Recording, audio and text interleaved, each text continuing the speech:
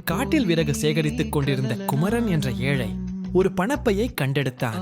தன் வறுமையிலும் அதை உரியவரிடம் ஒப்படைக்க முடிவு செய்து பணப்பைக்கு சொந்தக்காரரான சேதுபதி என்ற செல்வந்தரின் வீட்டை அடைந்தான். பணப்பையை பெற்றுக்கொண்ட சேதுபதி இதில் பாதி பணத்தை காணவில்லை, நீதான் எடுத்தாய் என்று குற்றம் சாட்டினார். ஆனால் குமரன், ஐயா, நான் ஒரு காசு கூட எடுக்கவில்லை என்று உண்மையுடன் உறுதியாக நின்றான். அவனது நேர்மையைக் கண்டு வெட்கிய சேதுபதி தன் தவற்றை உணர்ந்து மன்னிப்பு கேட்டு குமரனுக்கு வெகுமதி அளித்தார். ஆம், யாமெய்யா கண்டவற்றுள் இல்லை எனைத்தொன்றும் வாய்மையின் நல்ல பிற.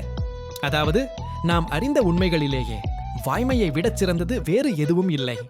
கதையின் நீதி: எவ்வளவு சோதனைகள் வந்தாலும் வாய்மையே ஒரு மனிதனுக்கு உண்மையான வலிமையையும் மரியாதையையும் தரும். நேர்மையாக இருப்பது கடினமாக தோன்றலாம், ஆனால் அதன் பலன் எப்போதும் உயர்வானதாகவே இருக்கும். இந்த கதை உங்களுக்கு பிடித்திருக்கும் என்று நம்புகிறேன்.